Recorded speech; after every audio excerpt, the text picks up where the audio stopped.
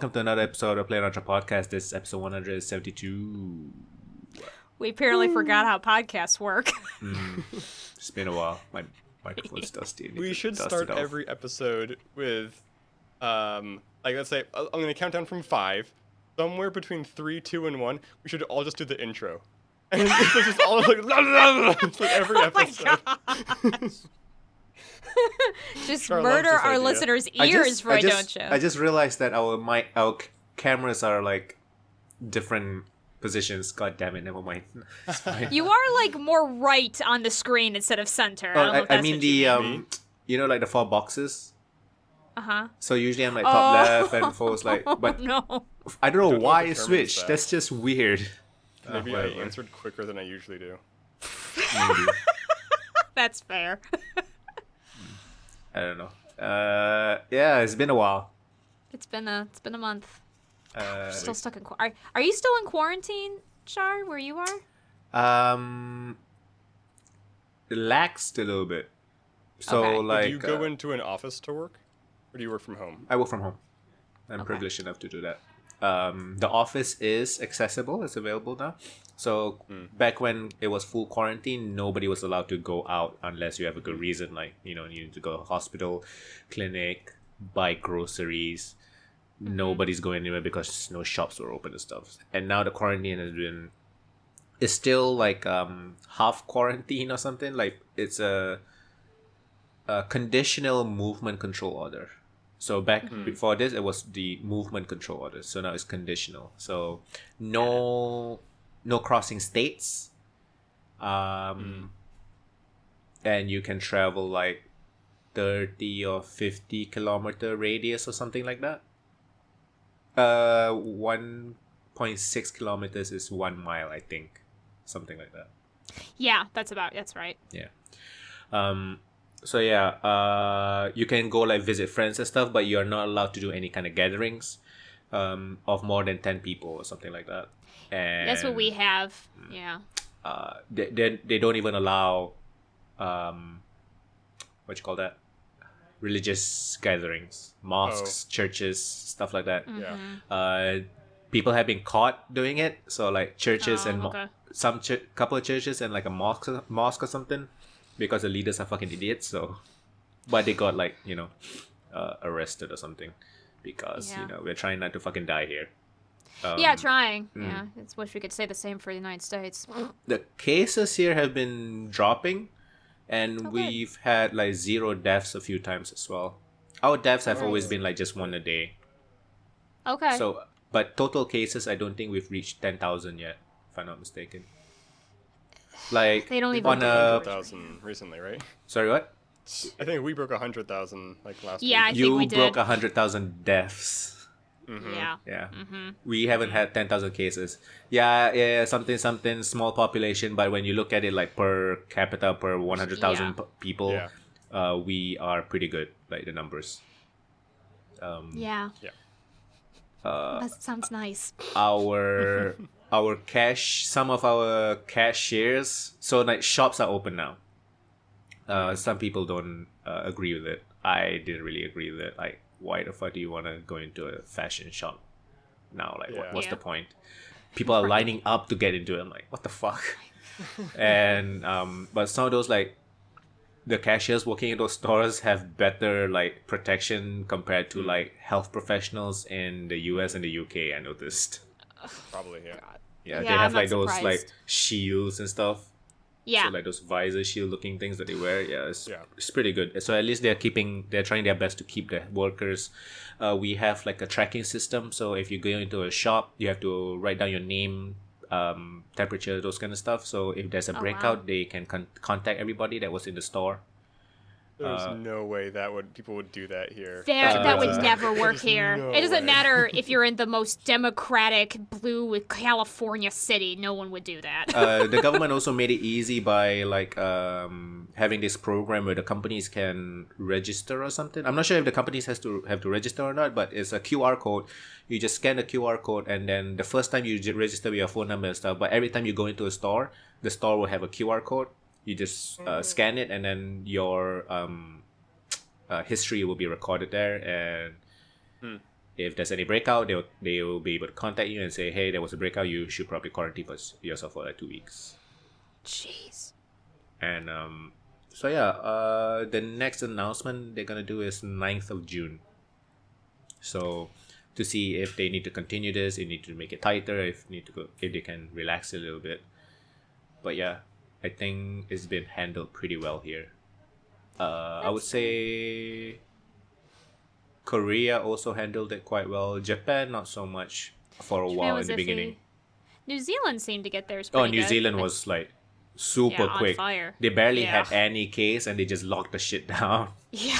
Like total lockdown. Nice. So now they have 0 cases. Yeah, now they're 0 for I think a couple days in a row now. Australia's pretty good as well.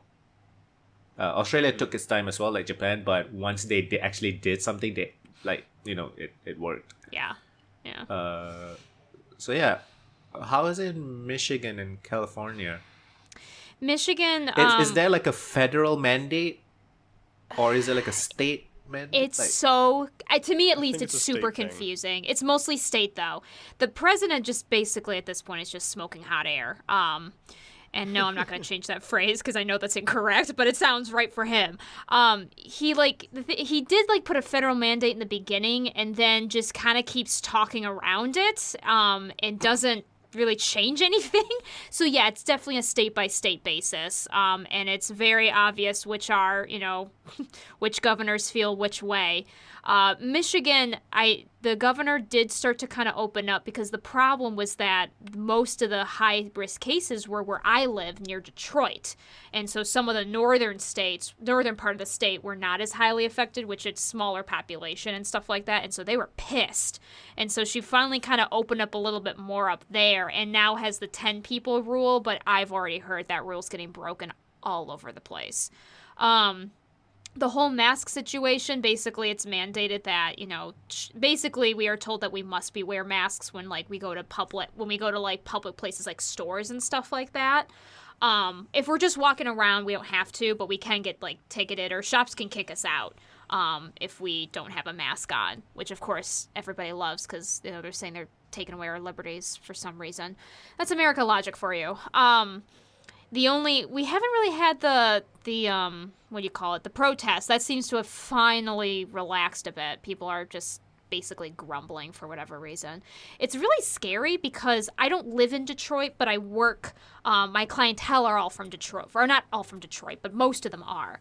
And I heard recently from some clients and other people I know who live in Detroit or near it that I guess there's just people who are not from Detroit just coming down to Detroit and taking no precautions.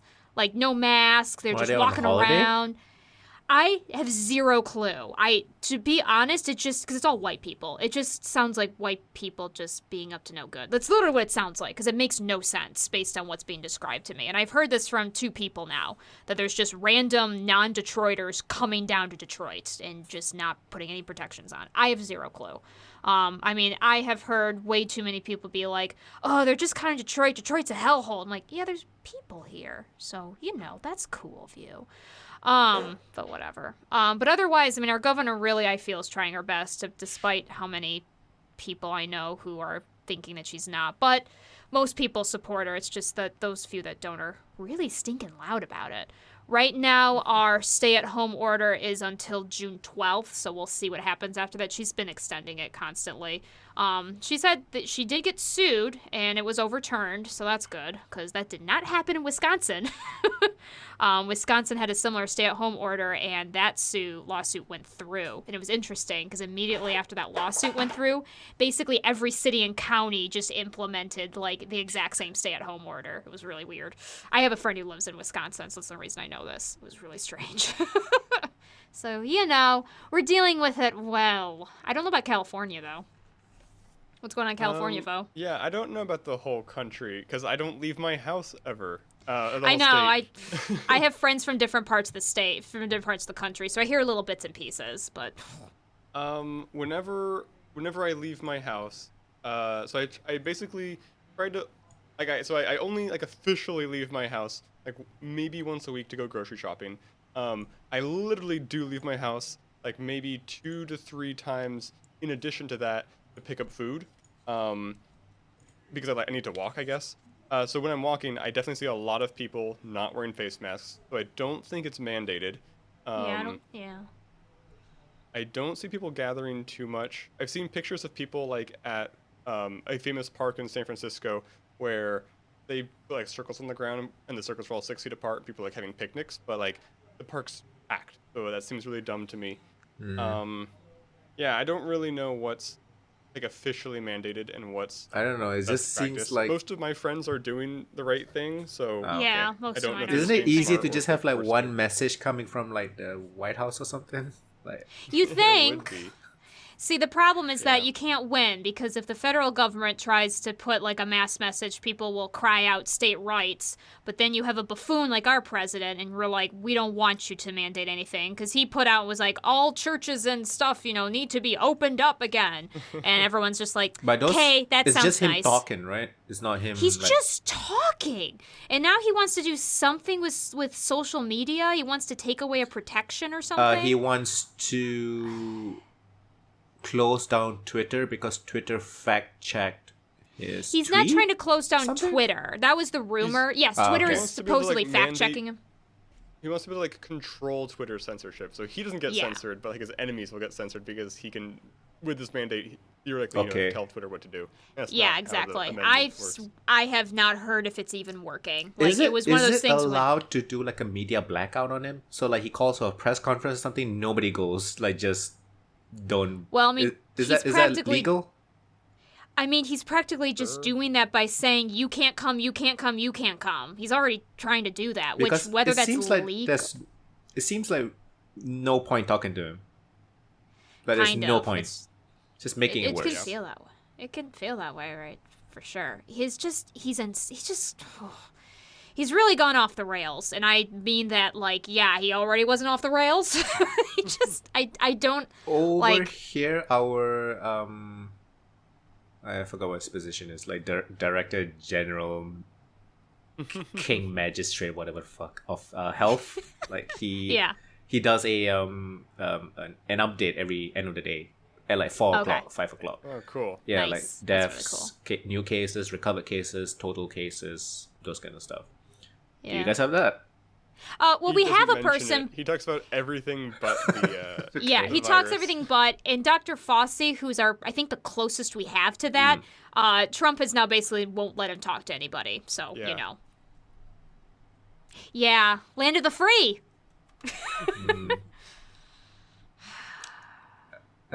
Okay. I know. It's actually kind of terrifying. Like, wow, we're wow. We must look like fools. Anyway, it's fine. Everything's fine. Yeah, so that's a Corona update, I guess. Everybody stay at home if you can. And if you have to Please. go out and work, just be safe. Yeah. I'm still working I'm seriously from super home. privileged being able to work from home. Yeah, And I'm business still is working. booming, by the way. Said because of they might e-commerce, start a so- slow roll. That makes sense. Yeah, e-commerce, everybody's buying shit online now. Yeah, So it's I booming. would. Yeah, right now I'm home, but we can't stay home because of our stupid. Long story short, I can't really get into it, but the long story short is just how money is given to us for social services. They like are kind of siphoning it because we won't see clients face to face, and we're like, Is Do that you part see of what's the... going on? Like, you must see clients face-to-face? You can't do any it's kind of really online? I don't really quite understand it. It's kind of complicated. It seems to be more of a county issue, not a. It's kind of both a state and a county issue. It doesn't make a lot of sense because it sounds like the state gave us the money, but of course each county decides how it's delivered, and the county seems to have made the decision to decrease the funding essentially, and we're like. And so it feels like they just want us to see face to face, which it's just ridiculous. But I don't know. That's the county for you, which is a whole other bag of worms. I trust my state. I wouldn't say I trust the county I work for. Can you guys travel? Interstate? What do you mean? They don't track us, so yeah, we can travel. Yeah, So, as far like, as we know, Flights and stuff, they're running at normal. as far as I know, they're probably at a lower capacity. But Are as they far doing as I like know, they are. skip a seat kind of thing, like for I distancing? don't know. I have no to be- idea. I haven't tried to book a flight. I had a camp all of my improv camps were canceled because the director of the camp is smart. Okay. So Yeah, I haven't thank God. been on a flight. I think Canada is still blocking you guys, right? It might be. So it's just ghosting you Probably. guys. Like you're not allowed to Which go is into Canada right now, I think. Yeah, which is hard for when we may come back, just because I have 2 colleagues that live in Canada Oh. that travel to work here. Yeah, Wait, how far are you from Canada? So Oh. we have there's a part of Canada that's like right next to Detroit. It's really stinking close. Like if you look Oh. at a map, it's like yeah, you got to look at a map. It's like Windsor. Windsor is basically a hot skip away from Detroit. You literally just cross the bridge and you're there. How long of a drive? It's not more than an hour. I mean, with Oh. traffic, it probably is. I did not know you guys were so close to the north. It actually was a pretty well-known thing around here that when you turned 19, you would go across the bridge to Windsor to drink. That was a thing. I didn't do it, but there was a lot of people I knew that did. That was the thing. Seattle's also pretty So- close, right? Or is it Where? Portland? Me. Oh, Seattle's close to Canada, right? Yes. Is Portland also pretty close to Canada? Further than Seattle, but closer than me. I don't know what Portland is like. But I don't know, like an 8-hour drive, maybe. I don't really know. Maybe a little less. Yeah, it's just this tiny section of Canada that's like like literally attached to our state. It's hard to miss, but yeah, it's there. So we're very close to Canada. So yeah, that's a thing. Yeah, because we're like neighbors to like a few countries, and the major ones like Singapore, Indonesia, and Thailand. A lot of Malaysians they cross to Singapore for work. There's okay. there's a literal bridge connecting us. So Same thing with us. Some people are stuck in like Singapore because the MCO was announced and they're there. So because they live in Malaysia and then drive over to Singapore because Singapore is like the currency is like 3 times more. So they make good money coming back to Malaysia, but the rent there is pretty expensive. So save money. You make more money if you do the drive and stuff. But because they got stuck and like, but I think people were like helping out. I think the government was also helping out. The government's like, we'll take care of the Malaysians that's like stuck over here, that kind of thing. Yeah. We had to have our governor say, don't go to your summer home. So in Michigan, it's very common if you live in the southern part of the state that you have some kind of summer home, a cabin or something up north is what we call it. And that's anywhere like north of our Minton in the Upper Peninsula. I have a place up north with my family. And so it's a very common Michigan thing for most middle class, upper class people. And that's our governor had to tell us to not do that because you have these people from like, the suburbs and busier cities that would be like, oh, I'm just going to go up north until this all is over and go to places that, I mean, it's not city life up there. There's very few housing. They don't really have adequate hospital staff for more people and stuff like that. And people if they get hit hard, they're doomed, and thankfully they haven't been hit that hard, thankfully, but people were so pissed when she said don't go to your summer homes, and we're like, don't bring the disease up there, you idiots. It was bad. Yeah, people are just so dumb. Mainly it's a minority that are just mostly right-wing people that are just being fed all the false information that this is like. I have family members that think this is a hoax, which terrifies me as a person. You mean as in coronavirus is a hoax? Kind of like that it's not as bad as we think it is. The numbers are falsified. So are they in the 5G coronavirus territory yet? I don't know if they're quite in the 5G thing, but they did watch that video that bad documentary that went around.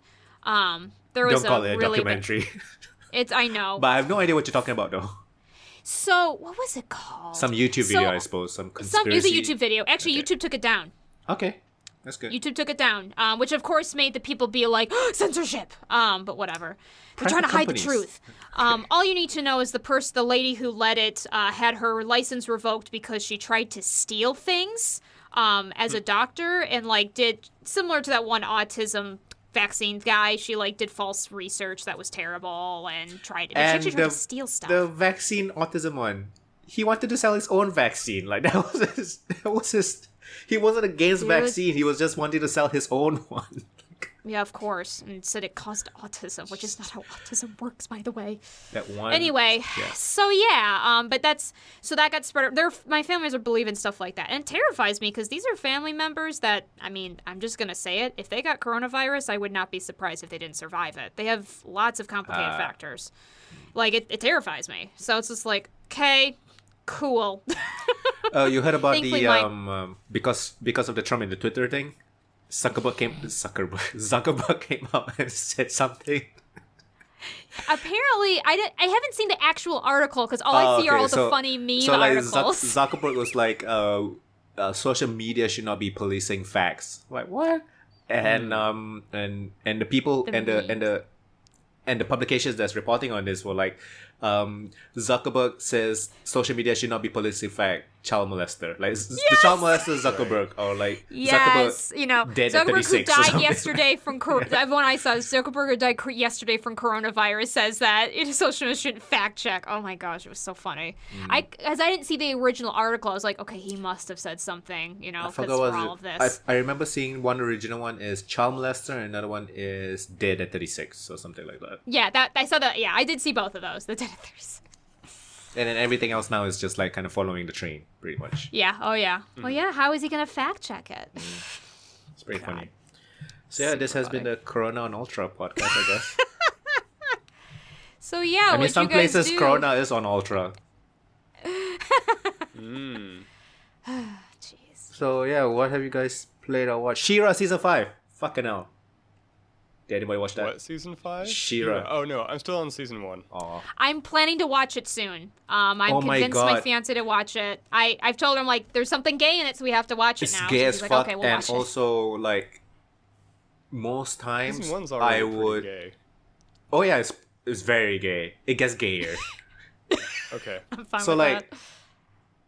I usually play something while watching something in the background, kind of thing. But She-Ra is like 100% focused. Like it's Oh like really? one of my Okay, favorite. I'm excited. It's my top 3, like Avatar, She-Ra, Steven Universe, like top 3 show. Nice. Okay, Season It's 1's amazing. definitely better than season 1 of Avatar. Season 1 of Avatar is pretty slow. It's a little Yeah. slow. I still like it, but it's slow. I mean, that whole show's pretty good still. It's all pretty the way amazing, through. though. But yeah, I'm excited to watch it. We are gonna watch it. We're watching a different gay-esque show, although I don't think it's gonna end that way because it's a very old anime. We've started watching Revolutionary Girl Utena. Have you guys heard of that one? It's old. Okay, early '90s anime. So it's Ooh. like it's from the same director who did the original Sailor Moon. I mean, long story Revolutionary short, Girl? it's Utena. either Revolutionary Yeah. Utena Girl, it's Revolutionary Girl Utena. It's one of the two. The main character's name is Utena. I mean, long story short, there's a girl who's basically due to something happened in her past, like her aim is to become a prince because that's who saved her. Instead of like falling in love with the prince, she wanted to become a prince. It's really esoteric and weird. My partner has the manga, or at least has read the manga. of Maybe. this, Yeah. Yeah, maybe. And I mean, it has very, like, the main two girl characters, it's very, like, implied on stuff, but, of course, back then they couldn't outright say anything, and we're not even sure if that's how it's going to end. I actually got spoiled on stuff where I'm pretty sure it's going to end actually really sad, but whatever. It's very weird, and it's very 90s anime, but it's kind of entertaining. It's really hard to explain. It's just got a lot of, it's got that weird symbolism, almost, it tries to say it talks about growing up like Evangelion talks about growing up, in that weird way. So it's like okay. growing up, but like for girls, I would say. It's strange, but it's entertaining. We're almost done with it. It's definitely not going to be my top favorite anime for sure, but whatever. Been watching, actually, that's not the only anime. I actually have been watching a more modern anime called My Next Life as a Villainess. Have you guys heard of that one? It's pretty new. So it's an isekai, but for visual novels. So basically this girl had died and her next life is like being a villainess in a visual novel game. And it's entertaining. It's very cute. The problem is that her whole thing, she's like, oh no, this character, I know this visual novel, and this character dies, has a horrible death, so I got to change history. But the reason it's kind of fun is it's pretty much the only example I've seen of a true bisexual harem. because all the guys and all the girls are definitely into her, and there is no question about it. It is not, you're like, oh, the girls just think she's a great friend. No, they're in love with her. And so it's just, they don't show it as much, of course. They show mostly the guys, but it's pretty obvious. And it's very cheesy. Is it funny? The only problem I'm sorry? Is it funny? It's pretty funny, yeah. It's more of a feel-good. The only problem I have with it is, like, once she's just very oblivious to understand that everybody's into her. And so it's kind of funny for a gag. But the only hard part is, like, there's, like, no real villain anymore because she's not a villain. But it's cute. If you're looking for just something that's cute and you're like, oh, what would a bisexual harem look like? This might not be a bad one to look at. I don't know how it's going to end, though. It's coming out a new episode every week, so we'll see. Aren't they like gonna reboot or remake Sailor Moon or something? I saw like a teaser trailer. They did, I thought, already. Unless they're doing a new part of it. Sailor Moon Crystal was they did a reboot of it several years ago. This but is I know newer. they're Like teaser trailer a month ago or something. I saw. interesting. I'd be surprised if they're totally redoing it or if it's like another, because the manga is huge, if I recall correctly. There's different sections, so maybe they're doing another like chronicle or something like that. I don't know. I haven't really watched much Sailor Moon. I know I did when I was younger, but I don't remember it. Not gonna lie. I watched a weird but entertaining anime. I finally watched Beastars on Netflix. I heard it was weird. Wait, what? Yeah, What's it called? Beastars. Beastars. It's one word, so like the ST of stars and beast are mashed together. Beastars. Beastars. Beastars. Or BA stars. Yeah, stars. Anyway, visually, it's probably the best anime I've seen that uses CGI. Like a lot of the CGI stuff, it's not bad, but I don't like it, and this is actually pretty good. Yeah, like anime CG, there's like this thing to it that's kind of weird looking. Yeah.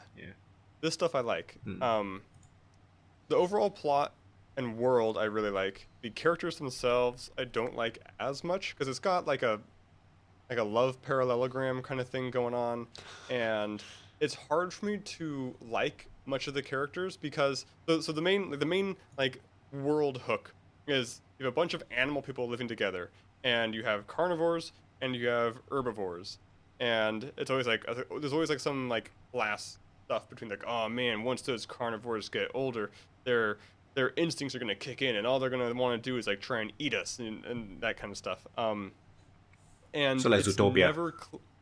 Like Zootopia, but it's never ever clear to me how much of that racism is like warranted by science, because you don't really meet it seems like you meet a lot of adult carnivores who like are fighting, like who don't have that instinct or are like living fine and like suppressing that instinct, or don't even have it.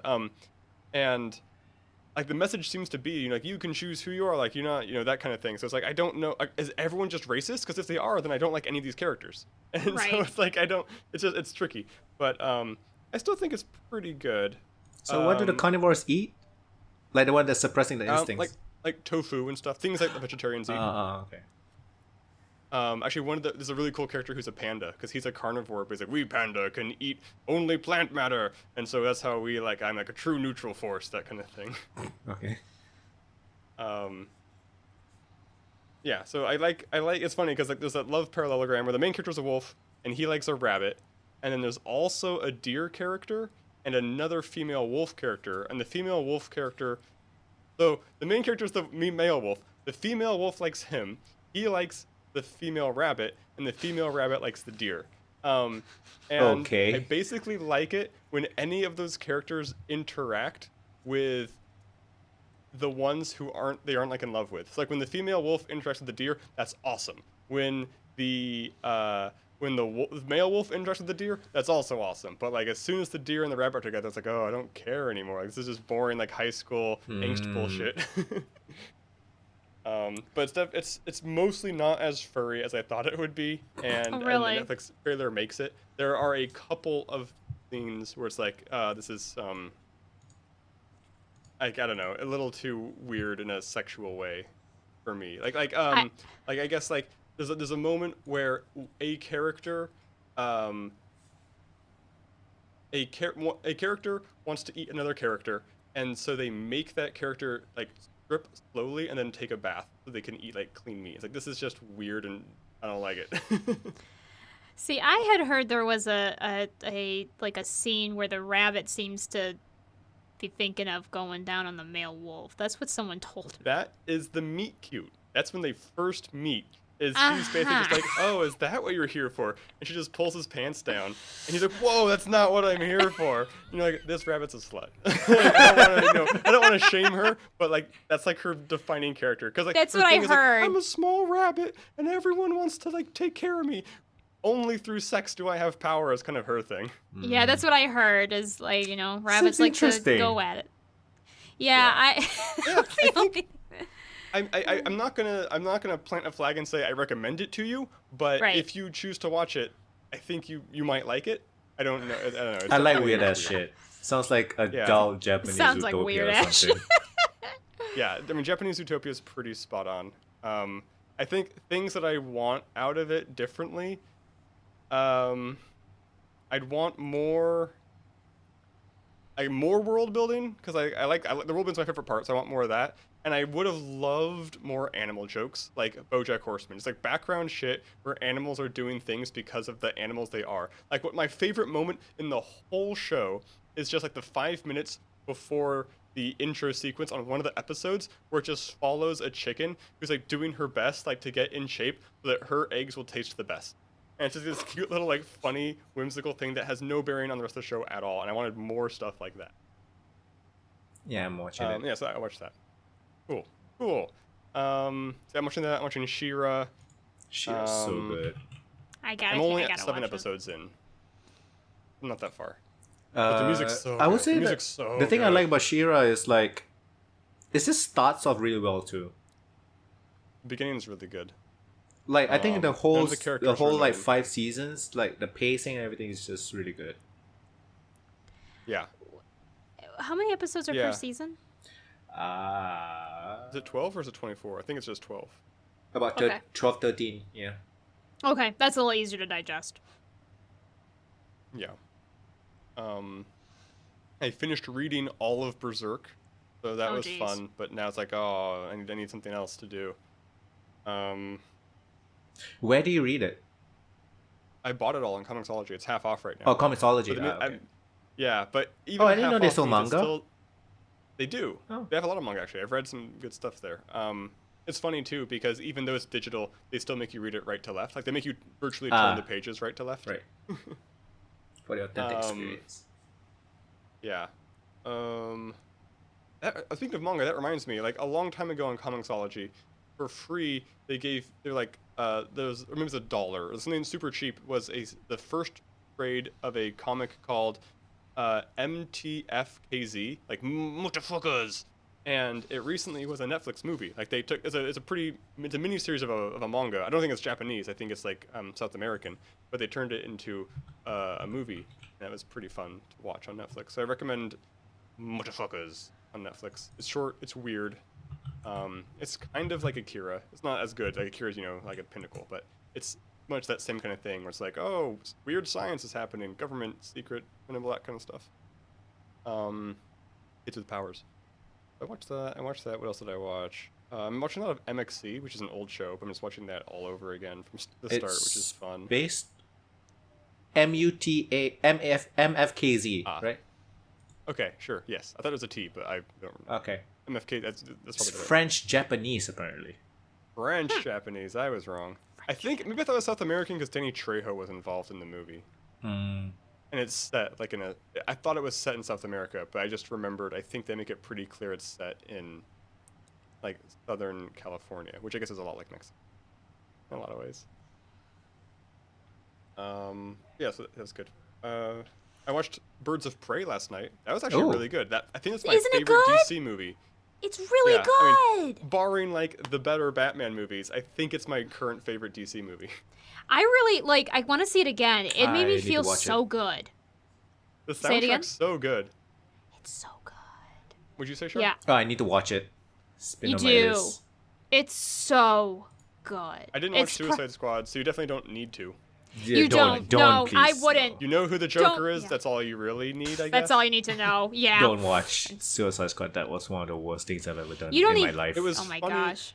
I paid because money to after see watching it, Lady Hamner's like, is Harlequin like DC's Deadpool? I'm like, no, 100% no. Like, she doesn't break the fourth wall, but the way that movie was made, it was very much DC's Deadpool. It was, yeah, it really was, which I didn't mind, to be honest with No, you. yeah. It was fine. I would be okay without it, but it worked. They didn't do it too much. If they did it as much as they Yeah. did with Deadpool, that would have been really obnoxious. I guess it wasn't so much like it was only Deadpool in that you have her internal monologue the whole time, and she makes like her jokes aren't as meta though. Like, she's not aware she's in a comic. They're only like meta because she's a psychologist. She can analyze people, so it kind of even makes perfect sense, like, as her That's character true. to do this thing. But doesn't she break the fourth wall like twice? Oh, maybe. You mean but like it's just very staring at few. a camera? It's- Kind of, but like it happens like twice. It's not. Oh, right. it's- There's one part where it's like telling the story in the wrong order. She mentions, well, I guess because she's trying to, yeah. He nudges the fourth wall. I guess that's true. A little, but like, I mean, again, you didn't even think about it, so it's not nearly as much as like Deadpool. Because if they did do that more, Right. that would have been really obnoxious. But no, I love that movie to death for all it represents, and I'm heartbroken that it didn't do well in the box office. It didn't. Oh, It well, why am I didn't. not surprised? It did Well, really it came bad. out like right before the virus, right? I think. Well, it was a little bit before, but there was something. enough There that was it should've done something better. else. Early Huh? enough, yeah, I think so, yeah. Early enough, it Yeah. should have done better, is what you're saying. It should have done better. There were some other people who were thinking that there were other reasons. Like I felt like the advertising for it wasn't nearly as strong as some of the other DC movies. But I don't That know. might be right.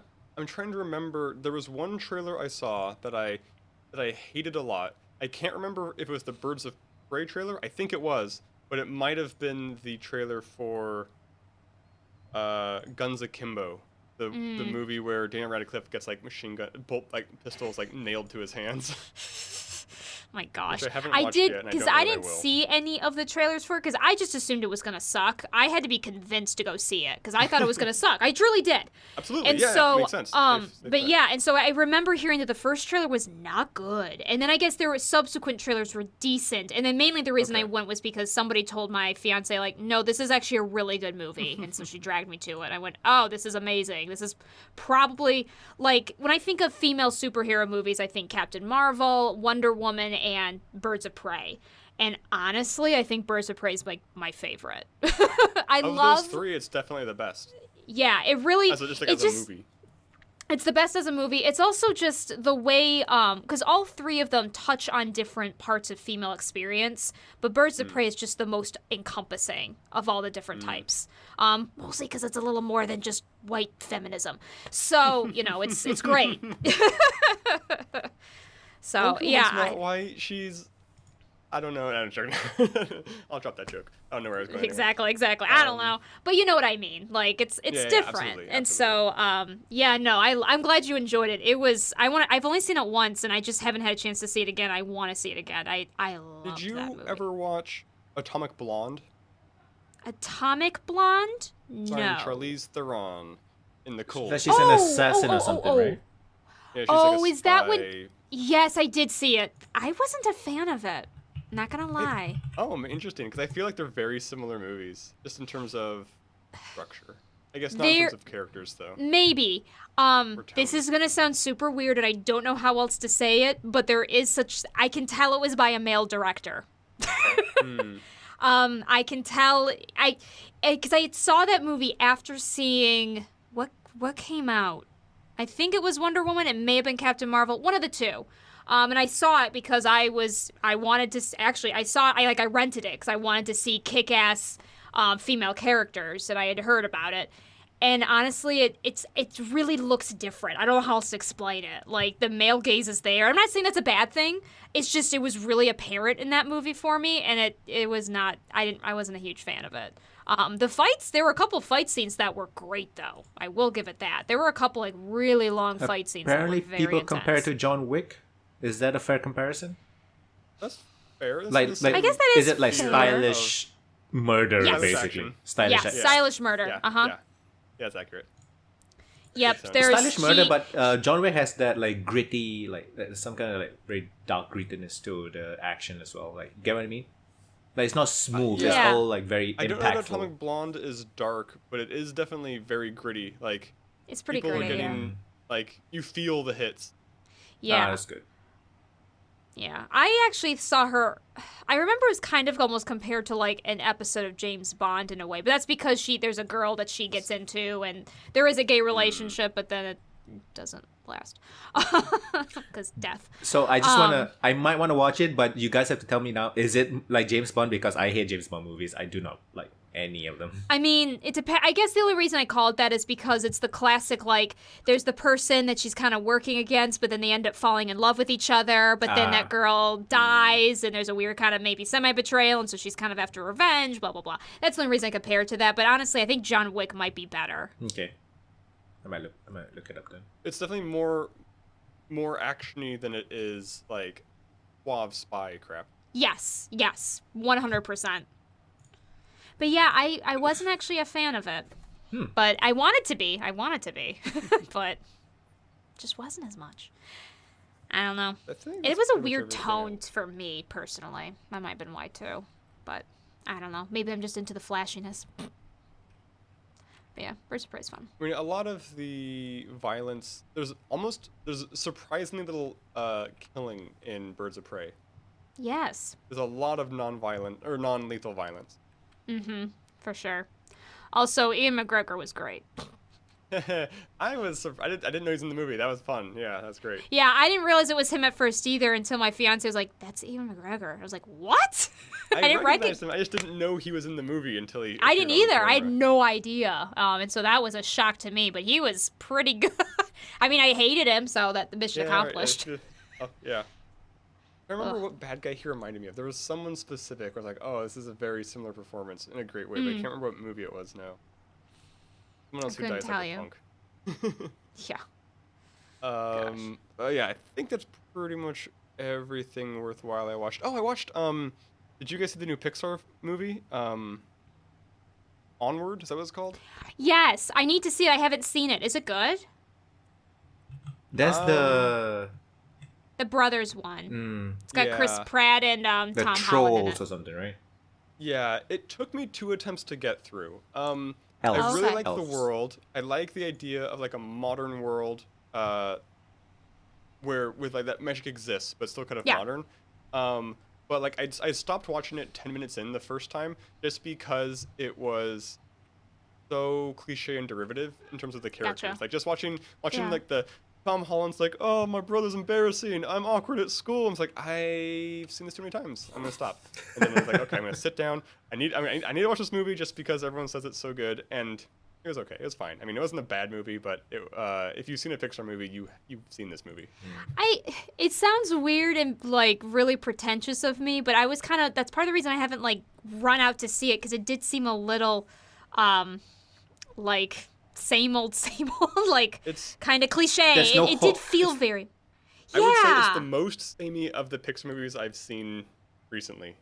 yeah, It's the that's least unique. I agree with you. The setting seemed really cool, but yeah, when I heard what the story was, I was like, this seems like so cliche, and I don't know how to express that. I don't know, which is too bad, because I love some of Pixar's like original movies. And they tend to have hooks. My favorite movie. This one didn't seem to have any. Very formulaic. The premise is much weaker on this one. It's like what Yeah, is magic? Like, okay. Yeah, the premise seems super weak to me. Yeah, my dad's been gone for a while, and on my 18th birthday, I'm gonna be able to summon him. I'm like, Oh God, right? Yeah. yeah. But also, like the message was really weird too, because it's like magic's real, but technology makes things easier, so people don't use magic. I'm like, okay, what's the problem? Yeah. If technology is better than magic, like you just basically said it was, what's so great about magic? And they never answer that. Just like it's more wonderful. It's like, is it? Like I don't know. Like, Gotcha. Yeah, I could see what maybe they're trying to do, but yeah, like, I get the spirit is good. Was but it the like- execution was not great. Was it written by Randy Pitchford or something? Trying to push magic down our throats? The Chris Pratt character, I feel like he reminded me a lot of what's that video game that Jack Black starred in? Oh shit! The Brutal metal Legend. one. Oh, I love that game. Brutal Legend. I love that It's game. like I wish he'd just been that character. It was very. He looks the same. He talks the same. It would have been really funny. So he was a metalhead. I'd been able to do that. Basically, but instead of being metal, it's like just Dungeons and Dragons. Ah, okay. Like it's the older brother's super into Dungeons and Dragons, which in this world is based on real history because magic was real and monsters were real. That's funny. I was like, oh look, like centaurs can run up to 40 miles per hour, and the centaur's like, I just drive a car nowadays, that kind of stuff. I think I saw like a sort of off topic, but it was like I think it's a YouTube video or something, and it's like, you know, fantasy magical world, and their Dungeons and Dragons is like Office, and like it's like our real world kind of thing. I forgot what it was. Humans and something else, yeah. Yeah, it's like I've working seen a real joke jobs or something. There was a comic that was a I saw a really comic good today one. with that. Ah. It's like what was it? Like you pitch your idea to a movie studio, roll, and he rolls like a 3. It's like, okay, the studio steals your idea and you're sexually harassed. Like, oh, I hate this game. Yeah, that's pretty bad. I feel like Houses and Husbands was one I saw that was kind of a joke. I play I'm it. seeing if I can find I play it. I think. right. I mean, there are real games that exist in our world called like Children's in Caverns, like Mutants and Masterminds. It's a it's pretty, it's a well-plumbed well.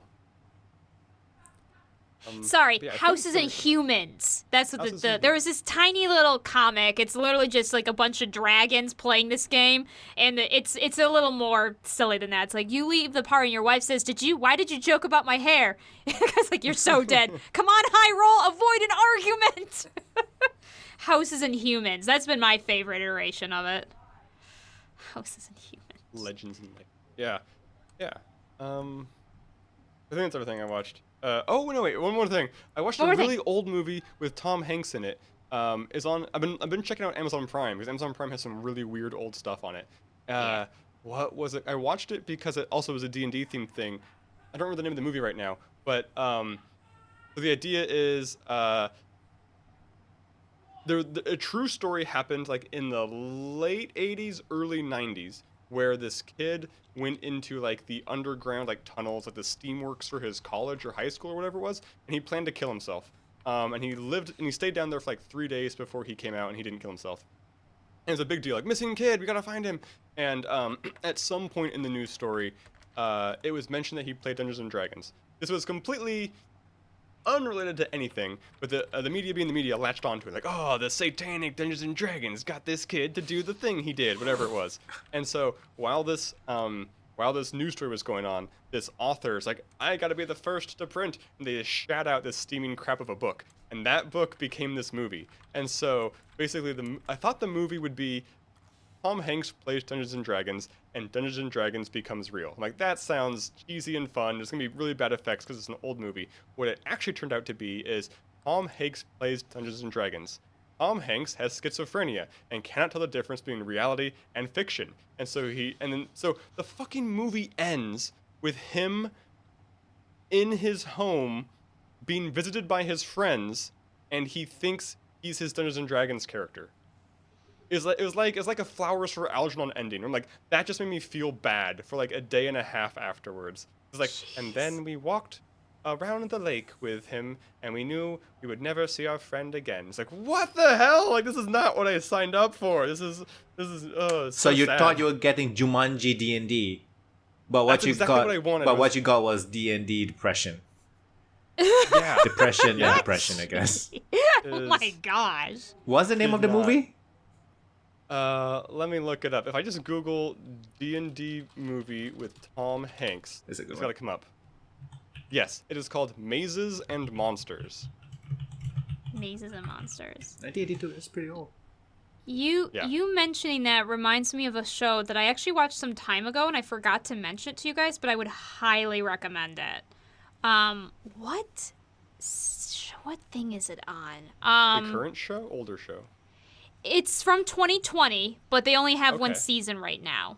And honestly, it mostly completes the story in that season, but they could go further. It's called Mythic Quest.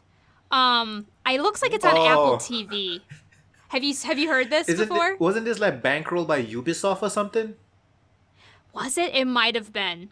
It is genuinely funny. It might have been. I only say that because they do a lot of... That guy from, what, Philly, Always Sunny? Always in Philadelphia. Yes. Robert McElhenney III. That guy, yes. Yes, Oh, he's Charlie the main Day. guy. It's basically... And Megan Gant. It's like The Office for an MMO. Yes, production That's companies, awesome. Lionsgate, 3Rs, and Ubisoft, and RCG. Yeah, and I Distributed know by that sounds Apple. ridiculous, but they do genuinely make fun of MMOs. It's just, I think part of the reason they had them bankrolled is because they make a lot of tongue-in-cheek references to those games, like the Assassin's Creed and all that stuff. It looks like, I didn't realize it, gonna but I check guess it that has out. been renewed for a second season. Awesome. But yeah, it's genuinely funny. And Cool. it doesn't, with that like... cast. Yeah, and the way you think it's gonna go, it doesn't go the way you think it's gonna go. I saw they I saw a haven't- clip of like kids visiting them, and then like the social media community manager was talking to them, and that was a pretty funny Yeah. clip. Yeah. They have a whole episode about how to deal with like Nazis on an MMO, and I wasn't sure where they were gonna go with it, but it's legit great. It has a pretty decent message in some way. I don't know. I could see an argument for like whether it's good or not. I was like, okay, I think that was pretty cool. But I would describe it as The Office for an MMO. It's very There funny. is a Mythic Quest quarantine episode that just got released like a few days ago. Yes, I just saw that on because I was trying to remember the title of it, so I looked it up. Where on, did you watch it? Wikipedia. It's apparently on Apple It- TV. It's on Apple TV. I feel like what we did, because my brother has an iPhone, I think he just paid for a quick subscription so we could watch it.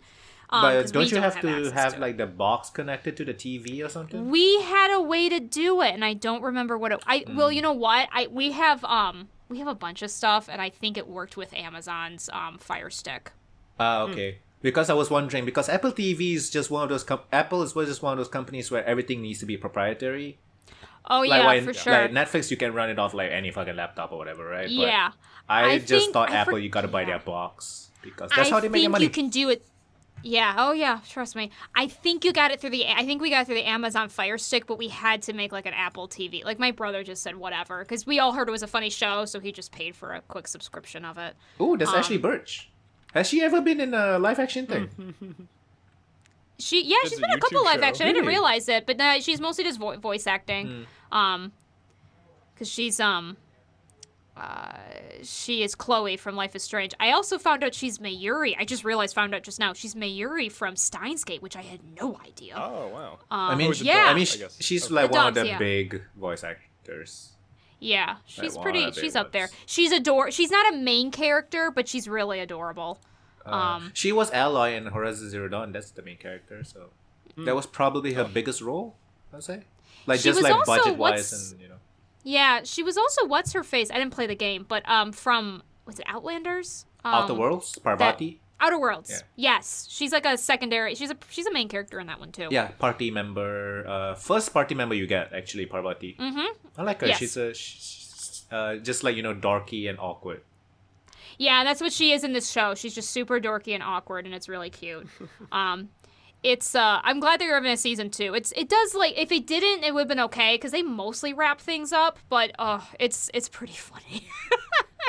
The cast is really, really good with each other. I kind of wish they talk with the HR lady more. She's hilarious. Anyway, I Okay, do I'm gonna highly watch recommend it if you have a webcam. Mythic Quest If you have a and wait- Beastars. Yep. Yeah, I think we watched it like within a week, and so I think it was one of those off weeks we weren't on. I just completely forgot to mention it. I watched it several months ago. Highly recommend if you have a way of watching it. It's funny. Did So, you guys yeah. ever watch Gallivant? From like That sounds super familiar. 2010, 2012-ish. It was like a Comedy Central show set in fantasy. It was also a musical. Like every episode had like 1 or 2 songs.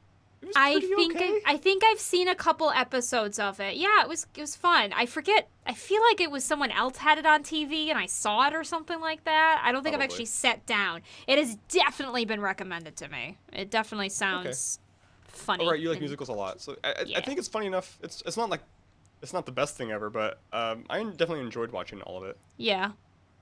It seems easy watching, which is what we all need right now. Yeah. At least I do. So I think that's everything I watched. In terms of what I played, there's a point-and-click adventure which I'd played a while ago called Foxtail, where you play like a fox, and your grandma's sick, and so Looking you go for into his the woods to tail. try and, Oh, like, okay. yeah, well, the mushroom is called a foxtail, I guess. You're trying to get that back to your granny to heal her. And so chapters 2 and 3 had come out, and I didn't notice. So it's a great game. It's a pretty good, fun point and click. Like, especially being like a really indie studio, it's actually pretty good quality for those things. What kind of point and click there are puzzles? Let me think. So in chapter 2, the primary puzzle was kind of just figuring out like what items to use when, but like everything kind of makes sense. Makes sense.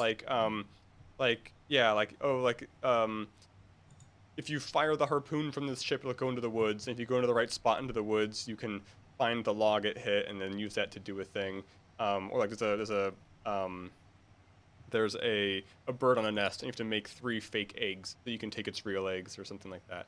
And then chapter 3, the main puzzle was you see like a row of symbols. So you have to turn those symbols into, like, you have to figure out how those symbols map to items that you can acquire, and then like figure out how to turn those items into musical notes. And it wasn't too hard. The only complaint with the game was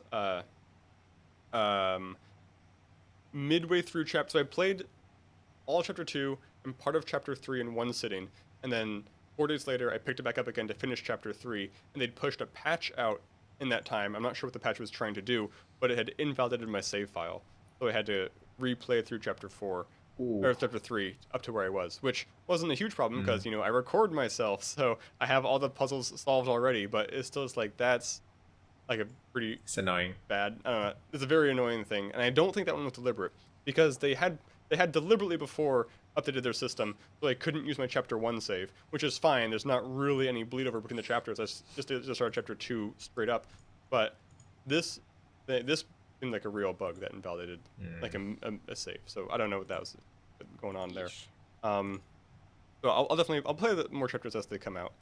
I started playing a Berserk video game because I finished reading Berserk. It's like I need more Berserk, so I picked up a game called Berserk and the Band of the Hawk. It's just like a Musou where you run around and beat up stuff. So I recorded like 3 episodes of that.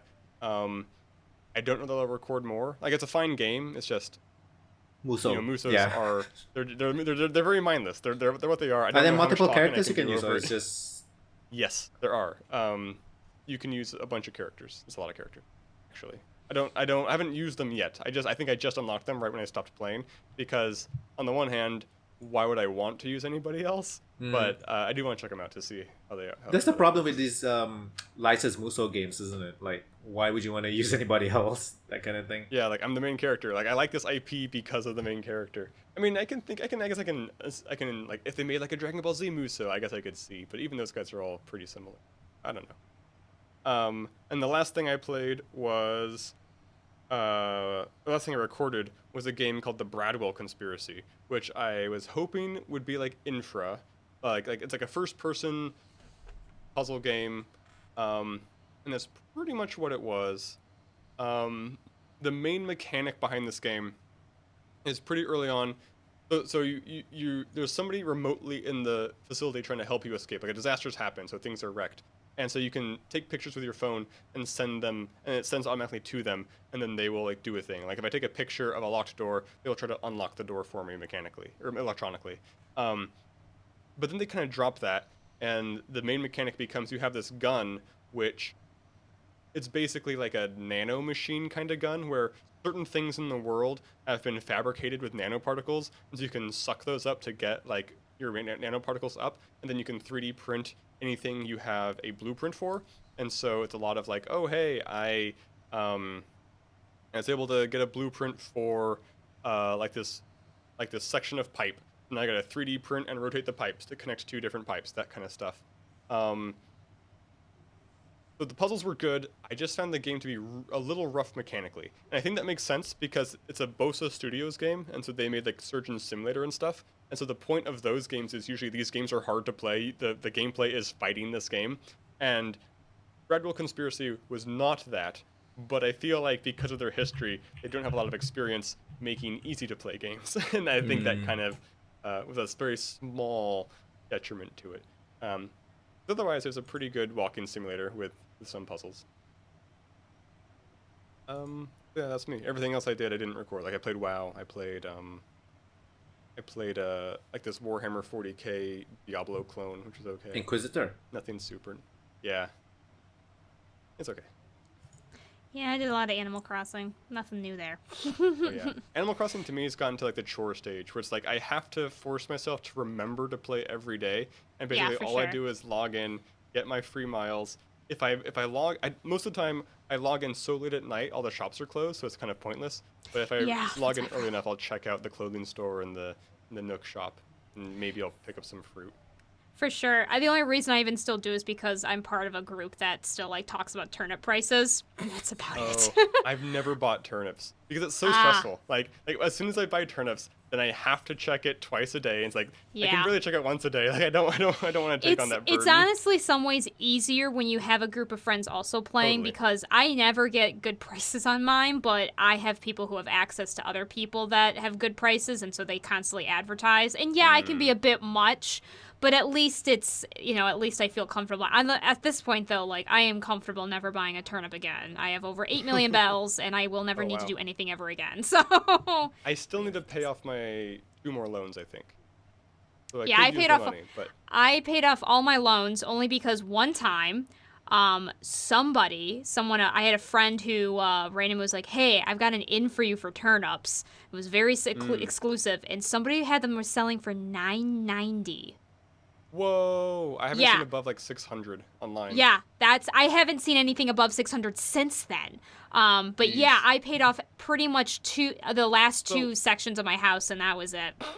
I wonder now if that person sets their system clock back to that day, will the price be the same? Apparently not. I have some people that have done clockwork, and apparently it does not. You also have to be careful because your turnips can be ruined. Yeah. But for your friends, like, hey, I'm gonna set my like it's Sunday. I'm gonna set my thing to this day. You can just buy and dump on the same day if it worked that way, which it doesn't. Yeah. No, it's no, because I knew people who tried it. Abuse. Yeah, there's already enough avenues. I don't understand how chasing turnip prices is fun. It just sounds like a mobile game. You gotta log in and Turnip Stock Market. STALK. You need to because the game sells you things like what did I spend 200,000 bells on? It was like a kimono display rack. Yeah. Dude. This sounds really stressful. Dude. You can buy a crown for 1 million bells. Whoa. Yeah. I'm not joking. That's too high. Yeah. Yeah, nah, the problem is that the stock market is pretty much the only way to get massive amounts of money because everything does not sell very well. The stuff that you can make, like, it just doesn't.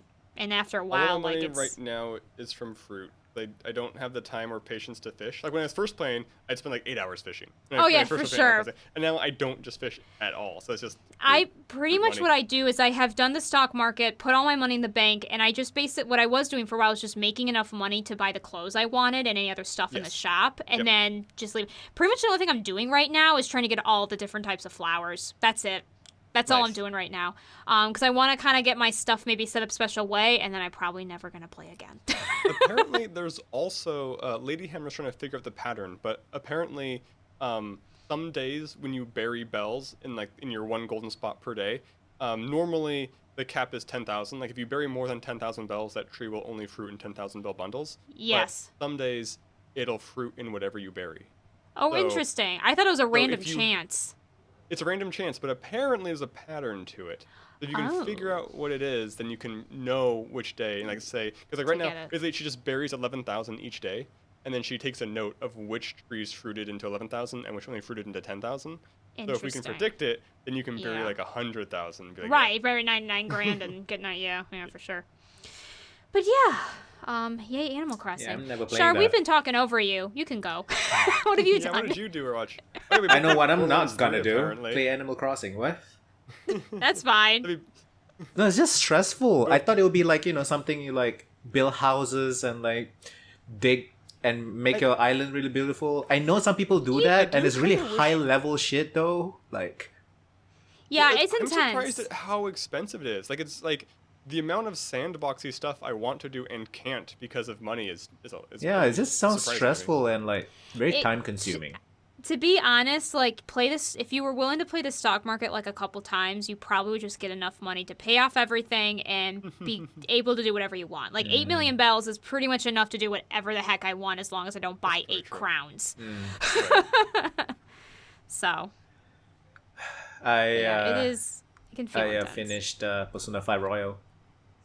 Did you? My brother's starting it right now, so I am seeing it. Did your brother play the original one? He did not. He got it for free, I think, at the PS thing. And Really? so he did, yeah, something like, I don't know what he did. He's like, I don't remember I had this game, but I must have gotten it somehow because he didn't remember paying for it. But he did buy Royale. And so he found out that you could get like free stuff in Royale if you have like a save account of the original game. So that's what Yeah. he did. Yeah. But yeah, no, he's the playing free stuff was shit. It's like I mean, it's fit. He's in the first beginning parts of the game, so it's worth it right now. No, The seriously. 50,000 yen, right? yeah, I guess so. But It's really just the money. Buying Royal gives you all the DLC from the base game. So that one really those stuff that's very helpful actually. But Persona 5 Royal disappointing. Oh, Oh, Yeah. that's too bad. Yeah.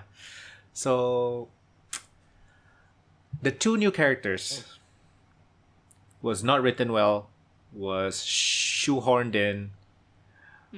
I hate the new waifu. Like I do not really? like her. Like so not my waifu. my playthrough was I romance every girl basically because the first playthrough I romance only the doctor.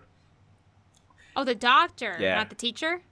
Okay. I thought it was really the wanted to do the teacher too, but Okay. But first playthrough, I just like went like one girl. When with crazy doctor lady? Yeah, I went with crazy doctor lady. She's crazy. She's my it's my kind of thing. And she's also like punk rocker look, man. That's like She does. No, she does. But her persona's death, man. yeah. Nice. I have her on my arm somewhere. So That's amazing. it's just very shoehorned in. It's just like and the ending is worse because of them. Oh, really? Yes, because the last like no spoilers or anything, but the last like animated like anime style movie that plays the ending. The first Yeah. game actually like it just makes way more sense. And the second one was just like, how do we get these 2 characters in? Let's do it this stupid way. Like it was so much better if they just left the original ending in. Like, so I'm just specifically talking about the last movie that was playing. It was just, I hated it so much, that last movie I played. But overall, it's fun to have an extra dungeon after the main game. That was okay. But the 2 characters, I just didn't really like them. Just felt very, I don't know. I just felt like they probably did a better job with Persona 4 Golden. Maybe I would have the same opinion if I played Persona 4 first before playing Golden. But I just felt like Persona 4 Golden, like overall, was a better game. Everything. Gotcha. Character, story, gameplay is pretty much equal, I would say. But character and story was the one that really made the difference. I don't know. I was really disappointed.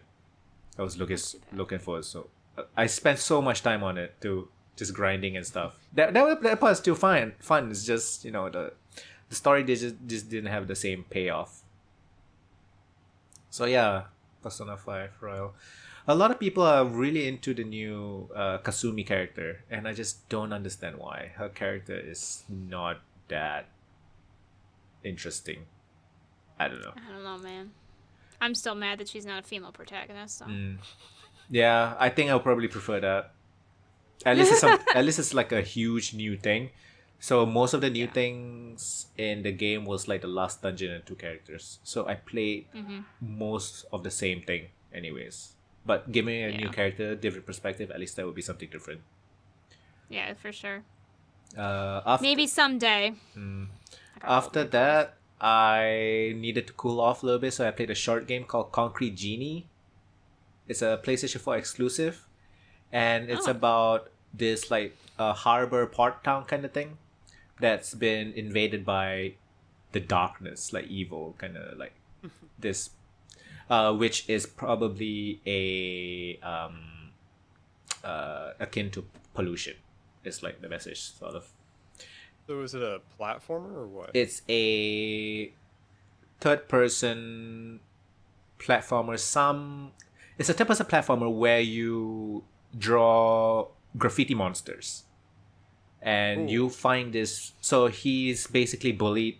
He drew all these monsters in his art book. He drew not just monsters but like trees and stuff. So he got bullied. The bullies took his art book, tear all the pages, and just scatter them everywhere.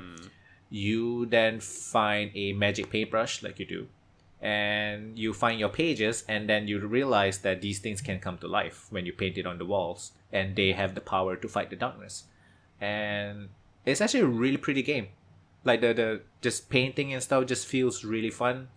I just didn't like about the second half or the last third of the game, they shoehorned in combat. I just would have preferred if they did.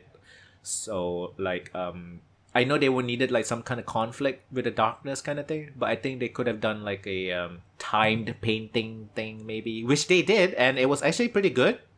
But it was just like the last part, so I think they could have done that instead of combat. Like just make it harder for me to paint or something, like running against time or whatever it is. But overall, the game is pretty good. Like I think I spent like maybe 8 hours, and then you will unlock like free painting mode. You can, you don't need to find all the pages, but you can if you want to unlock your trophies and get access to more things you can paint.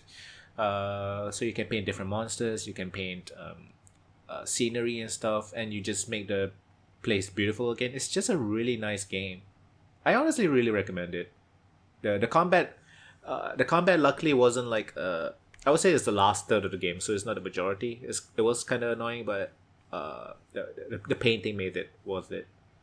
It was a pretty good game for like anything like 7 hours, 8 hours. Interesting. Washira Season 5, that was amazing. So good. Just binged So that thing in it's one day. ended now? It's ended. No more Shira. Okay. Then that's fine. I actually like it when there's an ending. Yeah. So Yeah. that's good. I just love all the characters. Oh my god, it's just so good. amazing. Can't wait. Shit. Catra, and oh my god, it's such a good show. Everybody needs to watch it. And I will. this is like this is a good thing to watch after being disappointed from Steven Universe Future. Gotcha. Yeah. So what else did I watch? I feel like I finally finished Star Trek Deep Space Nine. Oh. Oh, Yeah. nice. It's so good. I love that Deep Space Nine. I probably won't like any other Star Trek though. I like Deep Space Nine because it's very, according to my partner, it's very character driven and it's darker. You might like the original series. Really?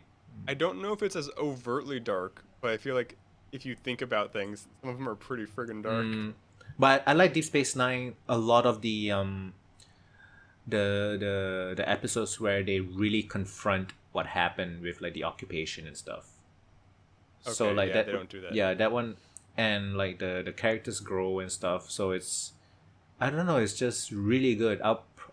I didn't really enjoy Picard, not because of Star Trek or whatever, but because it was a really good paced show. So, Yeah. I made like the haven't other seen new it, one. but What you was it? might. Discovery. You might Discovery. I don't know if it's those things that you were saying. Discovery's fine. I think you should watch it, but I don't know if things it's I hated the what you most like. about Deep Space Nine was the mirror universe stuff, though, and Discovery is pretty much Yeah, it's a lot. yeah. Of So more I, than that than usual. yeah, I did not like the mirror universe stuff. Like, it's not my thing. You might like. I haven't really seen much of it, and I know a lot of people don't like it, but you might like Voyager. Is that the one I with think the there's a lot of female that. captain? A lot of, yes. But there's a lot of like ramifications of your actions kind of stuff. Like lose situation, you gotta pick one, which she does. It's like, well, I gotta live with this crap. I think the main complaint people have is that she's really good at picking the worst of the two options. Ah, okay. I don't know if the show acknowledges that. What else did I watch? I feel like I watched something else. But I've been spending most of my time playing Borderlands 3. How's that going? Finished the main story. Haven't finished all the side missions and DLCs yet. But Are you going to do all those side missions? I am going to do at least the DLCs. I bought a deluxe edition. I'm going to do the DLCs. Yeah. Don't know if I'll do this. Next month will be the DLC number 3. I'm pretty sure. I think there's 4 scheduled, I think. Gameplay is great. Like the gunplay and the characters, they're super fun. I love Moz. It's just Moz. I don't... Oh, the player characters. Yeah, they're fine. But oh my god, the story is so stupid. But it is Borderlands, so... But I guess Borderlands 2 was pretty decent. Worst. Like, they're just, like... It's almost like the writers thought that the joke was that if we make this character annoying enough, it'll be funny. It's like, no, you just have a ton of annoying characters. Like, I think one of them, I think he's voiced by, who's the Nerdist guy? He's always talking about abs. And, like, it's like, just screaming the word, like, abs isn't funny. Yeah, Vaughn. So annoying. I pretty much, it's my grinding game. I watch Star Trek and put it on mute. I just shoot things. Exactly. That's kind of why I don't. I've heard the DLC actually has pretty good writing. People prefer the DLCs. Side quests, because I was trying to do all the side quests, and then like once I hit like the swamp planet, I was like, I can't anymore. Everyone's just too awful. And the good thing is you don't need the side quest to reach max level at least. So and this game hands out oranges like candy compared to past Borderlands. Like you get legendaries, so easily. Yeah. What I don't like is they did not increase the level cap with the DLCs. Oh, that's annoying. Borderlands 2 is now up to 80. Jeez. And Borderlands 3 is only 57, which is a weird number. Why 57? Why not just 60 or That's something? A super weird number. Yeah. So I don't think I'm level cap yet. I've reached 57. But you got that Guardian rank after you finish the story, so that's where the experience points will go down. Actually, that was kind of... I was hoping the game would bank my Guardian points up until I was hoping they would do that in-game combat achievements thing. Like how they did with the previous games, right? Like, kill 10 of this and then you get a... Like, when I started Guardian rank, I only 1 point. I was like, wait, where's all the stuff that I did? Like, what the fuck? Right, because it lets you... It notifies you what's the point? You've done those things. Just to taunt you. That's the thing. It notifies me. I click on the button to check it. It doesn't even show me where it is. Like there's no list to check. Really I'm pretty sure. Like what the hell? I kind of want to level a second character, but I just don't want to play the story again. Like I don't want to do New Game Plus. I just don't want to hear any more spoken words. I'm not sure about starting a new character. I don't want to play the story again. I just want to reach level 57 and just grind the dungeons and stuff. That's all I want to do. So right now, what I'm doing is there's this Circle of Slaughter. So that's 3 dungeons. I found all 3 locations, and now I want to go find the Proving Ground locations. There's 4 of those. I think I've only found 1 Circle of Slaughter. That's interesting. The first Circle of Slaughter I found was the last one. The one I found was like are they all run by Torg? No, they first one is like you fight. This one's run by Torg then. First one was like you fight beasts. Second one you fight the COV, and then the third one you fight Malawan. In the facility. I only have the Malawan one. Yeah, and that's the hardest one, for me at least. I was gonna say, I did it. I did like 3 rounds until of a break, and like I have to leave, even though I didn't finish it. It's just like this because it was hard. The reason why I'm trying to like play as much as possible now, to get as much loot as possible now, is because they also do events, which is pretty cool, I think. So end of April until June 4th or something. There's this Revenge of the Cartels event. So, have you played that? It's the thing where, like, that beast guy sends you through the portal on the ship, right? And you fight your way through the complex and just, like, purple cocaine everywhere. Yeah, I've done it a few times. So, I don't know. There are a couple of really overpowered guns that you can get from that makes all the other dungeons much easier. But June 4th, they will either nerf it or remove the guns completely. So I'm not really sure why the event... so I'm not really sure what's the point of the event if they're going to remove the guns. At least that's what I remember reading. They're removing it. I could be wrong. They could be just nerfing it because it is really powerful. But, like, it is a single player game. It's not like Destiny where there's PvP. I mean, technically you can challenge players, Right, but it's right. not PvP. It's not a It's the thing not meta. built around it. Yeah, it's not a yeah, PvP meta that's required. It's just people do it for fun. It's not an MMO. Does not. I mean, are there like leaderboards for like I don't think time so. trial-y stuff? Maybe. I don't think so either. I just don't like them nerfing Maybe- stuff in single. Okay, I sort of get like balancing and all that, but I don't know. I just want to have. I play Borderlands to feel fucking powerful. That's why I play it. Yeah. So We should play tomorrow. yeah, if you want to, it's fun. I really enjoy it. I enjoy it. The gameplay I would say is the best out of all the Borderlands I've played, and I've only played 1 and 2. I didn't play pre-sequel though. Certainly, the RPG, like the skills stuff. I'll say the is gunplay, insanely just good. how the guns feel. The gunplay. Definitely, my favorite guns are way better than my favorite guns in any of the other Borderlands. But I feel like some of the manufacturer attributes I don't like. Like I don't like I used to love Malawan weapons because they were super good elemental damage, and now I don't like how a lot of them have like a charge. I still It like makes Malawan them weapons. Unusable to me. I still like Malawan weapons because I of the like- high elemental damage, but I don't like Torg where you reload and they throw the weapon away, and it becomes some kind of projectile. That's TDR. TDR, yeah, liked TDR. Yeah, I'm never into TDR. Torg used to just be high damage, but the bullets were slow moving was the risk there. Now most Torg weapons have that thing where they have an alternate fire where the bullets don't explode until you reload, and they do more damage the more bullets are in the thing when that happens. Which is okay. I'm probably now, I mostly think- using Atlas and Malawan, I would say. Mostly. And sometimes Is COV. Atlas is the one with the shields, right? No, that is Atlas. It's Malawan? No, Malawan is Elemental. What's the one? Oh, with the am I shield? wrong? Is Atlas the one with the rockets that blow up? I don't remember. What's Atlas's? It just seems like really high Doesn't matter. damage or something. Can't really remember. Okay, I like Jacobs a lot. Jacobs is like single I think shot they or nerfed something, right? Jacobs slightly. It's usually really fast fire rate, small clip size. Yeah. I like their snipers. I like their pistols. I haven't really liked any of the shotguns in this game.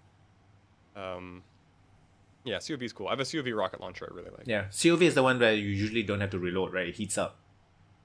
Yeah. So yeah, I will say gunplay, just how the guns to play more. feel and stuff, is probably the best. Yeah, I mean, this does what I think the number one important thing that a Borderlands game has to do is make it fun to get new weapons, or they make the new weapons in Borderlands 3 are very exciting. So it satisfies that. The one downside is because you get like those legendary weapons so easily, very quickly, you do get a lot of trash weapons. So that's not exciting, but I mean, you still get the exciting weapons easily, so I'll take it. Borderlands 3 was what I hoped Destiny 2 would be. Yeah. That's a good way to put it. If it had the multiplayer Destiny, that'd be sweet. But then there will be like all the balancing and shit. Yeah, Honestly, I don't was care what the really PvP. before buying Borderlands. So I bought. Did you buy it on Epic Game Store? I bought it on Epic Game Store. I bought it on Steam. It was like half off a few weeks ago. That's fine. I think Whatever it the was. friends list is shared or something now. There is crossplay. Yeah. I only know that because when I log in, it very clearly has a Steam logo next to my name, so I know they want to let people know So somehow. I was conflicted before buying it because not because of the Epic Game Store thing. It was really cheap on there. It was like 50% off. They're doing this mega sale now, so it was 50% off. Plus they gave a $10 coupon. So I'm like, fuck, Oh. that's pretty good price. I was conflicted because of the whole Randy Pitchford being a fucking snake idiot asshole. Yeah. But then I don't know. I mean, he not to say promised, but you know how the bonuses work over there, right? The Gearbox. So they get paid like lower than market rate, I think, salary wise for the positions and stuff. But because apparently they do profit sharing, where at the end of the year you get like a huge bonus, and they've been doing that for a few years, and then this year Borderlands 3 apparently did not reach certain milestones, so they did not get it, but it was the best selling Borderlands of all time or something, and I don't know. just makes it feel really shady. But I'm pretty sure Yeah. he had a bonus though, because he's the CEO. Oh, certainly. That's how CEOs work. Yep. I heard that, like, oh yeah, our Steam sales broke our projections. Like, yeah, you definitely under-predicted how well it was on Steam to justify going to Epic. The thing is, it makes no sense. All the previous Borderlands games were on Steam first, so like you should have seen the numbers there. I don't know. It makes no sense. It's dumb stuff. It's like how in movies will like do whatever magic it is they do with numbers so that like it doesn't turn a profit on paper, so they don't have to pay people as much, even though it's super Seriously? like broke box office records. Like certain movies will do that. Yeah. Okay. Oh. I don't know. I don't know how they do it, but it's a thing that happens. But yeah, Borderlands 3, I like that they have like repeatable dungeons and stuff. And apparently like the takedown is like a raid, I guess. It's like a really big facility you go through quite a while. Cool. I haven't done I didn't do any of the raids in Borderlands 2 because I didn't have friends. But if there was a raid that was like like a facility, like a series of like a dungeon, that would be cool. Yeah. So they do have like the short dungeon. A takedown is like a longer raid, and then the arena, and everything's playable with multiplayer. And they do But do you loot. Is there anything No more loot sharing. that requires multiple people? No more what? Oh no, yeah, right, yeah, that's a good Yeah, thing. everybody gets their own loot. Multiple people, I would say takedown. I think it's the hardest one, I believe. It requires multiple people though. Oh, it requires? No, you can do it solo if you can. Okay, yeah. cool. But I guess maybe the raid stuff in Borderlands 2 you could do solo, but it was impractical. yeah, I think the takedown is considered the most difficult thing in Borderlands 3 right now. Okay. But I don't even know yeah, what it is. I'll have to look it up. but overall the game is pretty good. If you're okay with the whole Epic Games thing, the sale is going on until like the June 11th or something. So the coupon is still valid. The coupon is valid until like November. So if you use the coupon to buy a game that is applicable, so anything that's above $14.99 that is not a pre-order, you will then get another coupon for you to use, and that is still until November. So if I don't buy anything, I will have a coupon to use for Tony Hawk Remaster 1+2. Cool. Fucking hell, I can't wait for that. Tony Hawk is my Yeah, shit. it's a big deal. Hopefully it's good. I won't pre-order it. I can't use the coupon on pre-orders anyways, but that Tony Hawk 2 is like one of my favorite games of all time. I need to buy it. I haven't pre-ordered the next WoW expansion yet, but I will probably buy it on launch. I did not know there was another. Of course, there's another WoW expansion. We don't have a date for it yet, but it will come out this year. Allegedly. I mean, Blizzard's pretty bad at their release dates, but I'm pretty confident it will come out before the end of 2020. So news time. Really quick news. guess. We're at like 1.5 hours right now. Yeah. Really quick news. yeah. This is the downside to every month. Yeah. A lot of stuff to talk about builds up. That's okay. We actually did stuff. Yeah. Apparently, the Snyder will be releasing a Snyder cut of the Justice League movie, which they said didn't Yes. exist. I'm confused. Like I thought people said it doesn't exist. So, but it's coming out. It is coming out. I don't know if it's gonna make it better, but apparently it's coming out. I'm not gonna watch it. I want to watch Birds of Prey though. Yes, watch Birds of Prey. It's much better. I guarantee it. Factorio developer gets paid by G2A $39,600 over illegally obtained game keys. So yeah, G2A is finally like, but they also try to make themselves the victim. Like, you know, hey, we're like, Of course. we didn't know. Yes, you did. We didn't know anything. And the so Factorio, the biggest problem is all these indie devs. When people use like stolen credit cards, and then the owners of those credit cards like charge back, the indie devs have to pay a penalty or something, Right. and they've paid like over 6,000 or something. So honestly, it's better to just fucking pirate the game.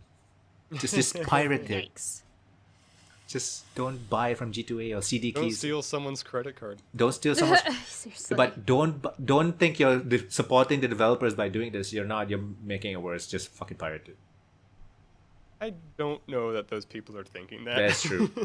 But yeah, don't. I guess if you Yeah. were. Some people like legitimately do not know that G2A has these kind of stuff though. So like, That's true. That's true. Yeah. Serious Sam will be a Stadia exclusive, and PC, but it will be PC and Stadia, and will not go to the PS4 and Xbox One until 2021, which is really interesting. Is that the hill they want to die on? Will the Stadia get used in my house? Who knows? It won't be. I feel like Serious Sam's not that big a deal. No one's gonna be like, "Oh shit, I gotta I mean, play." I'm sure it's Sam. fun, but it's not a system seller, is Sure. it? Yeah, I don't Right, know exactly, about exactly. that. Okay. So yeah, very quick, like I said. Doom Eternal is losing the removing the anti-cheat software because they were having like kernel access or something. Oh, that was Doom. Yeah, that was Okay. Doom. I'd read that, but I didn't remember. Valorant also something. Valorant, whatever. Valorant Valor. also has something like that. Yeah, anti-cheat like runs all the time, if I'm not mistaken. So yeah, what is up with this anti-cheat? I actually couldn't tell you. That's weird. See the Crucible, the free-to-play Amazon MOBA shooter is out. Yeah, so it's not like Overwatch. It's more like Battleborn or Gigantic. Interesting. With the lanes and stuff. With the lanes and stuff, yeah. Or So there's like creeps for you to kill and stuff, but also the other players. I honestly I prefer that kind of game. Overwatch is fun, but Battleborn was my shit. I just love being able to level up, having creeps to kill. It's just more fun. Reviews are not so good yet because the reviews are not so good for Crucible because it just feels like they didn't really do anything different or something. Like there's just not much. Sure. And it just kind of just got released one day. Like I wouldn't say Amazon. I mean, obviously it's like their first major game, but like in general, I wouldn't say Amazon's known for being innovative. true. I would say Xenoblade Chronicles Definitive Edition is also out for the Switch. I will get that someday. I definitely want to play the Xenoblade games. Talking about Xeno, I think I might have one on Steam. yeah, talking about Xeno, Xenogears, it's the critically acclaimed JRPG from the 90s.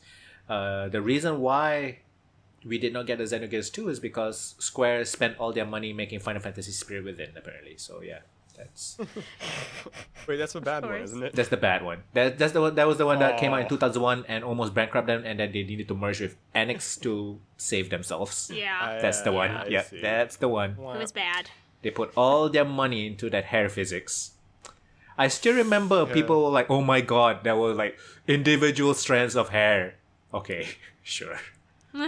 I mean, it was an okay sci-fi movie, but it was bad to put the Final Fantasy tag on it Yeah, seriously. They needed to wait a little bit. because it Or not do it at It is all. nothing like Final Fantasy at all. The Mafia games are getting a remaster. Mafia 2 is getting remastered to 4K. Mafia 3 is coming out with all the DLCs packed in, so instead of buying it individually. But Mafia 2 and Mafia 3, like people who owned it already will get all these for free. The actual remake will be on Mafia 1. So Mafia 1 will be remade into the Mafia 3 engine. So yeah. I actually enjoyed the Mafia games. Mafia 1 and 2. Especially Mafia 1. It had a really good story.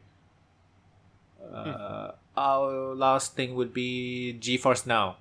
So going forward, GeForce Now will be opt-in only. So GeForce Now is that service where you rent hardware from the Nvidia and you play over the cloud. So if you don't have a strong PC, if you have good internet, you can play really demanding games because you're technically just renting hardware. But developers and publishers are not happy because they want to make money. Yeah, okay. So yeah, which is really annoying because they are technically dictating where you can play your own games. Yeah, that's a little annoying. Yeah, because GeForce Now does not. They do not sell the games. You get access to your library, and that's it. They do not sell any games. okay. You just rent hardware. It's like going to a cyber cafe almost, or renting a PC from some shop or whatever. So it's Gotcha. yeah, and honestly, it's just really annoying. I just feel like this will maybe set a bad precedent. I don't know. Doesn't it always? And That's what I always feel and it like makes when no anything like this sense happens. if you have more people that can access good hardware, they will buy your games. Then you make more money. Like I don't really understand. So yeah, I think the only giant company that was okay with GeForce Now is Ubisoft, I believe. I could be wrong, but I think Ubisoft is cool with it. But a lot of the others like Bethesda and all the 2K ones, I think they took it off. I think, and some indie developers as well. So yeah, that's GeForce Now. I have nothing else. Just want to bring up anything else. I don't think I have anything. I don't really either. So Yay, yeah. quarantine. The PlayStation 5 is apparently promised for this year though. Oh yeah. I'm only worried because of the whole Corona thing. It might reduce the manufacturing capacity, so there might be a lot of scalpers. Oh. Yeah, but it is a really expensive item to sculpt though. Oh well. Yeah. So yeah, good place to wrap up.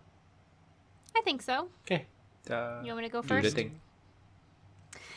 This is Sarahscopic, S-A-R-A... Ooh, I don't even know what I was spelling there. S-A-R-A-H-S-C-O-P-I-C. I'm on Twitter mostly. You can also catch me at RNG and T, where I also have a podcast there, and I sometimes stream there. Say hi. And I'm Foehamner, and as of like 2 weeks ago, I finally started publishing videos again, so you can find me on YouTube. And I'm Pew. I'm not Pew. I'm Pupunoob. P-U-P-N-O-B. Jesus Christ, we haven't done this in a while. You know where to find me. I never say how to spell my name, and I feel like I probably should. Because but I'm because too lazy to because start now. people spell my name as Pew Pew sometimes and Poo like P-O-O. Like nah, it's just Pew. Right. Oh, That's no. I don't know. I'm just used to spelling things out. I think I'm afraid people will forget the H. Yeah, I mean, people definitely don't know the second M is an N, but I'm hoping that people will also just see the links in the description and figure it out. People miss out letters in my name all the time. Like I just introduced myself as Shar, and they were like, Uh-huh. huh? Sha? Like no, not Sha. I just said Sha. Literally just said it in your face, man. Like Oh my gosh. I sometimes Oh, that kind of reminds me.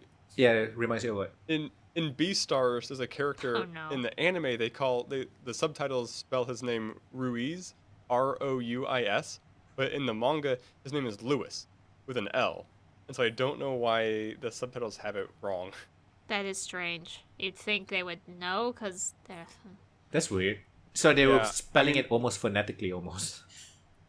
Yeah, because it sounds kind of like Rui when like the Japanese actors say it, not because of like because they're not trying to say Lewis and saying it wrong. It's just the name that they are saying does start with like an R-ish sound, but it Oh, kinda okay. translates Yeah, because to Lewis. Japanese, the L and the I R's guess. are like quite. Yeah. Yeah. They're pretty much just, Right. they're very It is. similar, I think, or not It was same. the one thing that I had trouble with. Like I wasn't able to pronounce it properly. It was either too much L or too much R, and it was like something in between. I'm like, what the fuck Yeah. is this? Yep. Um. Fun stuff. So yeah. This has been episode 172 of the playonultra podcast. Thank you very much for watching. See you next time. Bye bye. Bye-bye.